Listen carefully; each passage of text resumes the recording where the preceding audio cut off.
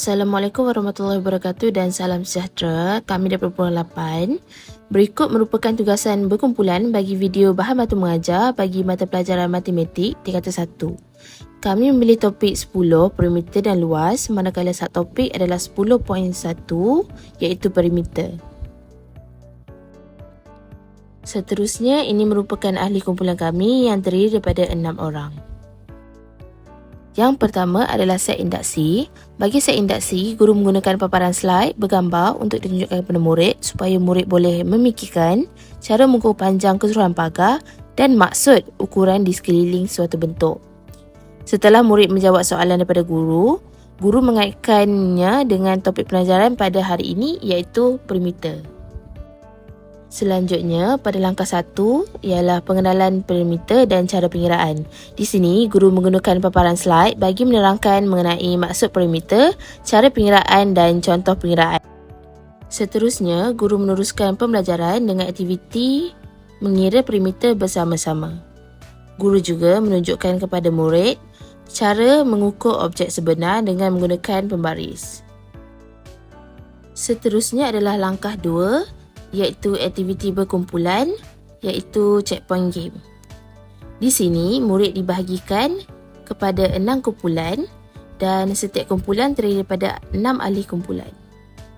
Pada aktiviti ini, guru menjalankan aktiviti stesen pembelajaran yang terdiri daripada 6 stesen, iaitu checkpoint pertama adalah ukur dan kira, checkpoint kedua flashcard pantas, checkpoint ketiga match the perimeter, checkpoint keempat Kahoot quiz, checkpoint kelima secret mission dan checkpoint keenam adalah perimeter detektif.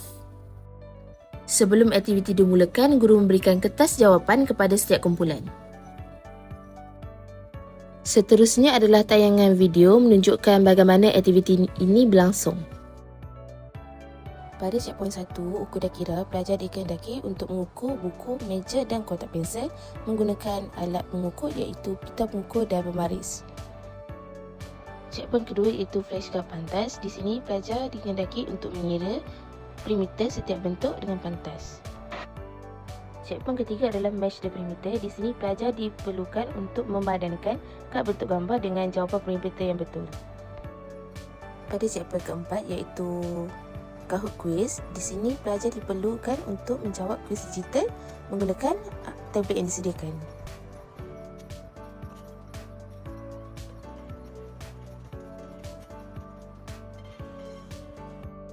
Kemudian, checkpoint kelima adalah secret mission, iaitu soalan berbentuk kebat. Di sini, pelajar perlu memilih salah satu daripada 3 soalan yang diberikan dan menjawab serta menunjukkan langkah penyelesaian. Dan checkpoint terakhir adalah checkpoint 6 iaitu perimeter detektif. Di sini, pelajar perlu memilih salah satu daripada 3 soalan dan menjawab soalan berikut. Seterusnya, pada langkah 3, guru memberikan lembaran kerja kepada setiap murid untuk dijawab selama 15 minit untuk pentaksiran guru. Guru membimbing murid semasa aktiviti ini dijalankan. Sekian, itu sahaja daripada kumpulan kami. Terima kasih.